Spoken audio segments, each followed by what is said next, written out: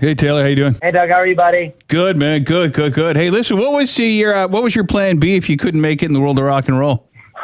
Weed dealer, pizza delivery service, manager of the drum department at the Guitar Center. I don't know. So how on earth did you start and get hooked up with Sas Jordan years ago? Oh, that was, funny enough, I was working at a music store, and this guy I knew the guitar player, and they were getting ready to do a tour, and the drummer bailed, and the guy said, "Hey, do you want to try out for this lady named Sas Jordan?"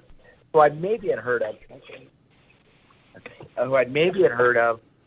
I think because she'd had a hit, I think, in the late 80s or early 90s on kind of rock radio. And I thought I had heard of her, but I wasn't sure. And so I went and bought, someone said, go, and then I talked to the guitar player, and he said, go buy the tape, or I don't know if it was a tape, a cassette, or a CD at that point. I think it was maybe a CD. And it was that Rats album. And I went and bought it, and I learned it, and I went up there and tried out, and they said, well, you're a spaz. Go home and relearn it and try and play somewhat relatively the tempo, because I played everything 3 times fast because I, was a spaz, and I was a kid, and I was right out of the garage. And so that was 1994, and I've been on the road ever since. I came back, I got the gig, and that's where I learned how to be in a bill. With Sas. I think her all the time. I love her to pieces. We're still good friends. So how did you end up going from Sas into Atlantis' band then? Well, that was because we were on tour with Sas, and we were opening up for the great Steve Perry of Journey, and Steve's day-to-day manager was this guy named Scott Welch, and he was watching me, and Steve was watching me, and they thought I was a cool drummer and interesting and all that. And I hear a major echo back there. So at some point, Scott said, hey, I know this girl, and she's making a record right now, and she's going to need a band, and maybe you'd be interested in trying out to play drums. And it was about that time that it looked like the Sas gig was going to be ending. And it was ending. And so I said, yeah, I mean, sure, anything beats working at the Guitar Center. And she came to one of the last Sas Jordan gigs that I played up here in L.A. And I met Atlantis. We just kind of chatted for a second. She was really nice and quiet. And, I wasn't sure if anything was going to come of it. And a couple months later, I got a call from Scott, and he said, hey, we're doing tryouts, and Atlantis wants you to come try out. So I showed up with my drums in the back of my truck, which I still own today. And I tried out along with like 60 other drummers, and I got the gig. Right on. How did you and Dave get hooked up into the Foos? Well, one thing leads to another. As the Fix said, I was on tour with Atlantis, and we were doing shows, and we were playing a radio show here in LA. And the Weenie Roast, or the K-Rock, almost acoustic Christmas, or whatever it's called. And I met Dave there for the first time. And then we ended up doing some festivals together over in Europe. And we just kind of clicked as friends, but I didn't really think, their drummer was going anywhere at all. I thought that was their band, and that's what it was. And I knew William, and I didn't really expect anything of anything. I never thought for once. I mean, I loved the Foo Fighters, and my brother said at one point, dude, you should be in this band. And I thought, I wish. But I never, and Atlantis actually pointed out, when me and Dave hung out for the first time, she pointed out, she's like, he's going to ask you to be in the Foo Fighters at some point. And I was like, no way. They have a drummer. Don't worry. It's like never going to happen. And sure enough, their drummer, didn't work out. And here I came around the corner. Hi. And he's like, hey, get over here quick. I mean, he thought I was in Atlantis' band, and I was in Atlantis' band, but Foo Fighters were really more of a band, and Atlantis was, a solo artist, essentially. And I wasn't really sure where Atlantis' gig was going at that point. I heard mumblings that she wanted to kind of go in a mellower direction, and I might not fit the bill, actually. She never said that to me, and I just thought it was a rumor kind of that I'd heard. But I just kind of felt like,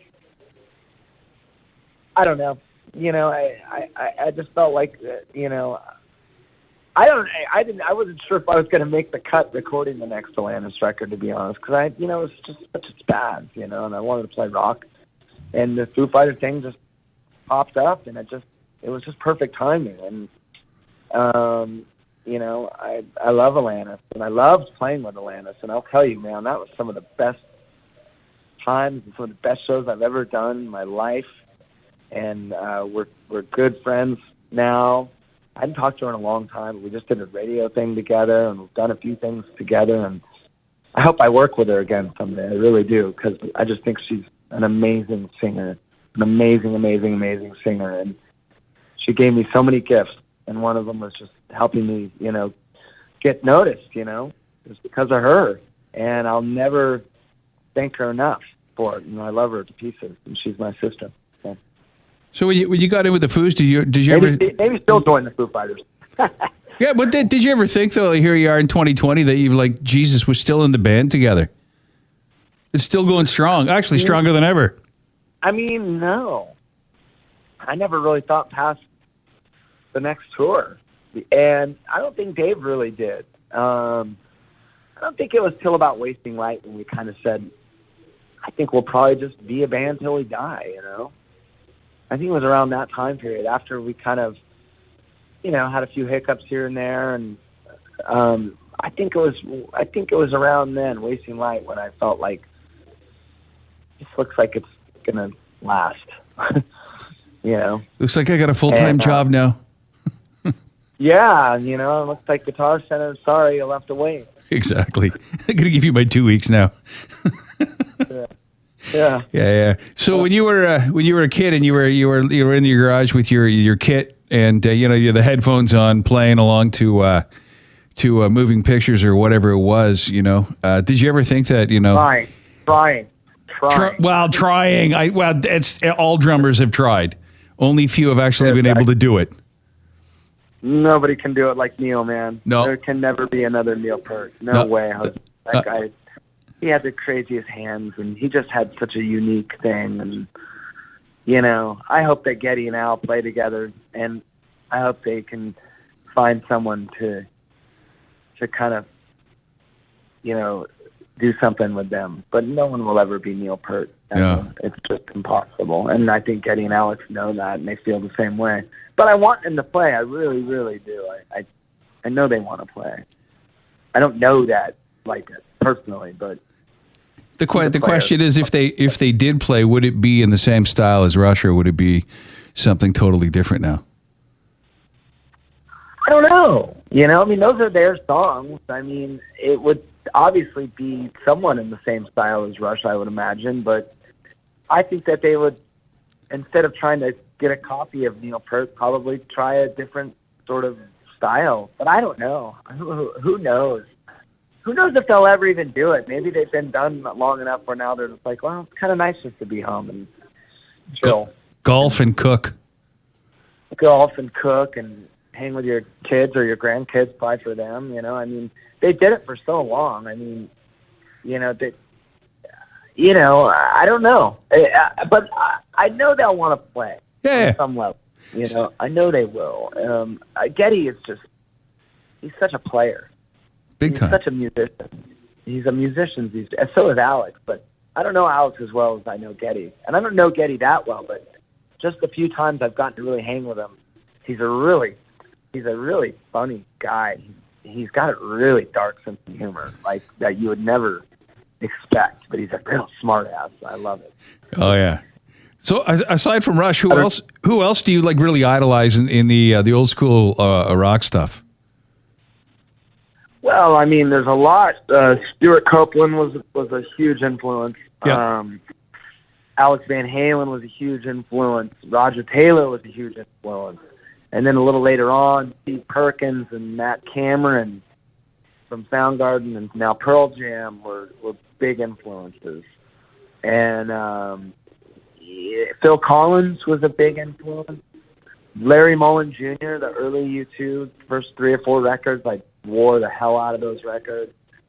I liked Terry Bozzio with the Missing Persons stuff. I even loved Level 42.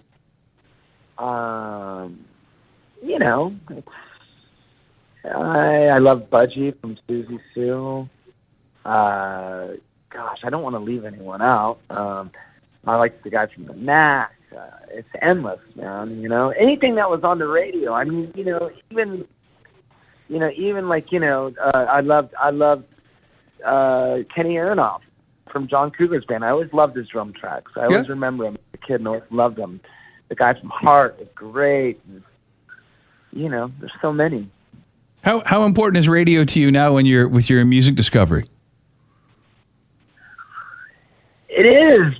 It's different now because there's so much now. There's terrestrial radio, and then there's XM radio or whatever, digital radio, or however you put it, and then there's the internet. So there is here in LA, KLOS has Jonesy's Jukebox, and he'll always play something interesting. Yeah, a lot of times older stuff, but he'll bring on new things too.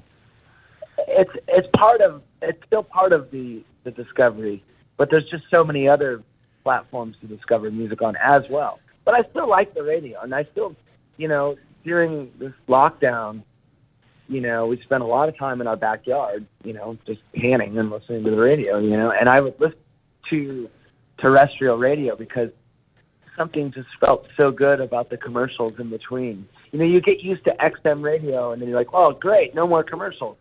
But then you kind of start missing those little sort of funny, familiar little things that kind of take the air out of the music for a second and then give you a break. So, gives you a sense of community as well, too, right? By the way, congratulations on the show on SNL last week. I think you guys killed it. Even Donald's a little upset with the media coverage you've had last week. Tell me a little bit about Shame and Medicine at Midnight.